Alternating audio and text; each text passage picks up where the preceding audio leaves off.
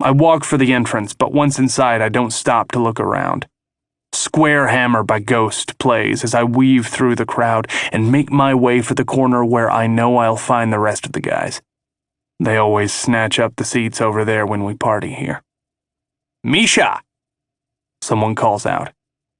I glance up and nod at a guy standing with his buddies near a pillar, but I keep going. Hands pat my back and a few people say hi, but mostly I see everyone moving about, their laughter rivaling the music as phone screens light the air and pictures snap around me. I guess Dane was right. Everyone seems to love the event. The guys are exactly where I knew they'd be, sitting on couches in the corner. Dane works on the iPad, probably managing the event online. He's dressed in cargo shorts and a t-shirt, his usual attire no matter what temperature it is outside. Lotus fastens his black hair into a ponytail as he talks to a couple of chicks, while Malcolm raises his bong to his mouth and lights the stem, his curly brown hair covering his, no doubt, bloodshot eyes. Awesome. All right, I'm here. I lean down to the table, picking up the guitar cables one of them left laying in a spilled drink, and fling them to the couch. "Where do you want me?" "Where do you think?" Our drummer, Malcolm, snaps. Smoke pours out of his mouth as he jerks his head to the crowd behind me. "They want you, pretty boy. Go make the rounds." I shoot a look over my shoulder, grimacing. "Yeah, no. Getting up and singing or playing a guitar is one thing. I have a job then and I know what to do. But this? Humoring people I don't know to raise money? We need the cash and I have my gifts, but conversation is not one of them. I don't mingle." "I'll do security," I tell them. "We don't need security." Dane stands up, the ever-present hint of a smile on his face. "Look at this place. Everything's awesome." He walks up to me and we both turn to look out at the crowd. "Relax and go talk to someone. There's tons of good-looking girls here." I cross my arms over my chest. Maybe. But I'm not staying long tonight. That song is still in my head and I want to finish it. Dane and I watch the crowd and I see people carrying cards around, which they picked up at the door. Each one has various tasks to complete for the scavenger hunt. Get a picture of a 6-person pyramid. Get a picture of a man with lipstick on. Get a picture of you kissing a stranger. And then some of the tasks get a little dirtier. They have to upload the photos to Facebook, tag our band's page, and we'll pick a random winner to win something. I forget, I wasn't paying attention.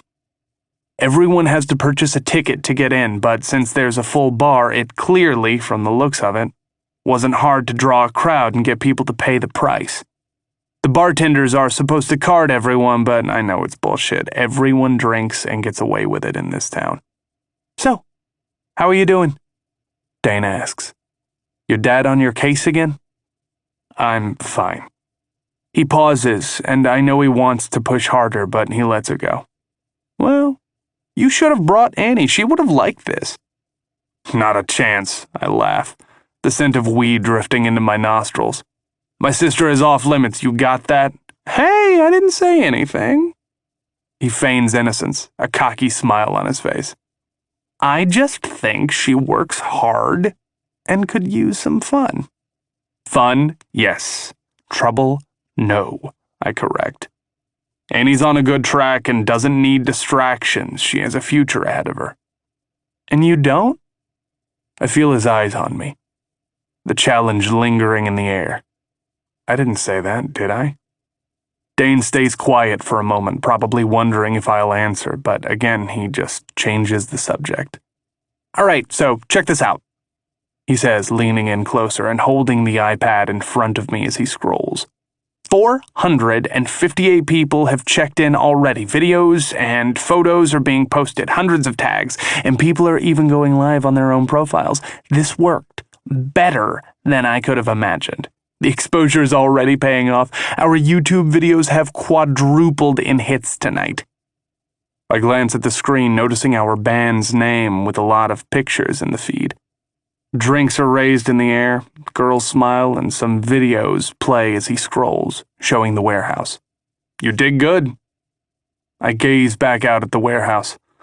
Looks like the tour is bankrolled. I have to hand it to him. Everyone's having fun, and we're making money. Come by tomorrow, I tell him. I have some lyrics I want to try out. Fine, he answers. Now, do me a favor and go relax. Please, you look like you're at a chess tournament. I shoot him a scowl and grab the iPad out of his hands, letting him walk back to the guys, laughing. Drifting around the action, I scroll the feed as I walk, recognizing lots of names of friends and classmates who showed up to support us. The small fires from the pits waft through my nostrils, and I study a picture of a guy with the word horse written in Sharpie over his fly. A girl points to it, posing for the camera with her hand over her mouth in surprise. The caption reads, "I found a horse." I laugh. Of course, some of the tasks, like snap a picture of yourself with a horse, can't be done unless you get really creative. Good for her. There are a zillion pics and videos, and I don't know how Dane's going to sort through all this shit tomorrow. Though, knowing him, the winner won't be random and fair at all. He'll just choose the best-looking girl from the photos. Scrolling down, I spot a video that starts playing, and I watch as a girl takes a bar gun, faces it upward and away from herself, spraying water. It shoots up and then falls back down like a fountain. She performs a sexy little dance move and laughs at the camera. "I'm standing in a fountain," she announces, her breasts barely contained in her tank top. A tank top she's wearing in the chilly New England February weather. But then one of the bartenders snatches the gun out of the girl's hand and sets it back in place at the bar, shooting her an annoyed look. I hear a quiet laugh from the other side of the camera. The girl in the tank top reaches for the phone. "Okay, that was embarrassing. Give it here. I need to edit it before I post it." The female voice behind the camera taunts as she backs away. But the tank top girl charges her, squealing, "Ryan!" And then I hear laughter and the video ends. I stand there, staring at the iPad, my heart slowly starting to pound in my chest. Ryan? The girl behind the camera is named Ryan. No, it's not her. It can't be. There are tons of girls who probably have that name. She wouldn't be here. But I look at the video, and my gaze is drawn to the names at the top of the post. She'd tagged the band and a few other people, but then I look at the name of the person who posted it. Ryan Trevorrow. I straighten my back, my chest rising and falling with shallow breaths. Oh my God. Shit. I instantly look up, unable to stop myself from scanning the crowd, drifting from face to face. Any of these girls could be her. She's here? What the fuck? I look down at the iPad again and hover my finger over her name, hesitating. 7 years I've known her, but I've never seen her face. If I search her out now, there's no going back. But she's here. I can't not look for her, not when I know she could be within arm's reach. That's too much to ask of anyone. And we never promised we wouldn't look each other up on Facebook. We simply said we wouldn't communicate on social media. For all I know, she searched for me. She could be looking for me right now, knowing what band I belong to and that this is our event. Maybe that's why she's here. Fuck it. I tap her name and stand frozen as her profile comes up. And then I see her. Her picture appears, my stomach drops, and I stop breathing. Christ. Slender shoulders under long, light brown hair. Heart-shaped face with full pink lips and a daring look in her bright blue eyes. Glowing skin and a beautiful body. From what I can see, anyway. I let my head fall back and draw in a breath. Fuck you, Ryan Trevorrow. She lied to me. Well, she didn't lie exactly, but I damn well got the impression from her letters she didn't look like that. I'd pictured a geek in glasses with purple streaks in her hair dressed in a Star Wars t-shirt. I looked back down at her picture. my eyes falling down her back where parts of her skin peeks through the design of her sexy shirt as she looks over her shoulder at the camera. My body warms, and I quickly scan her profile, looking for some clue, any clue that it's not her. Please don't let it be. Please just be sweet, socially awkward, shy, and everything I've loved for 7 years. Don't complicate it by being hot. But it's all there. Every clue confirming that it's Ryan. My Ryan. The check-in at Gallows, her favorite pizza place, the songs she's listening to, the movies she's watching, and everything posted from her latest version iPhone. Her most favorite possession in the world. Shit. I turn off Dane's iPad and start weaving around people as I slip through the crowd.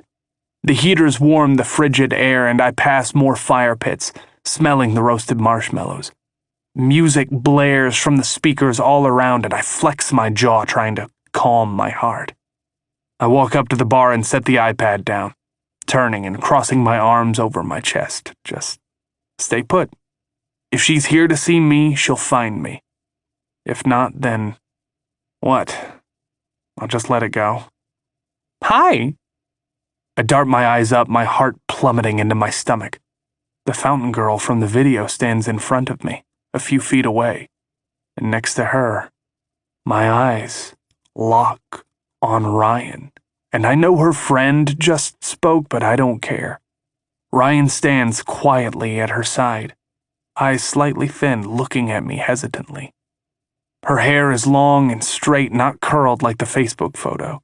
And she's wearing a black off-the-shoulder sweater and skinny jeans that are torn to near shreds. I can see bits of her thighs. Ryan.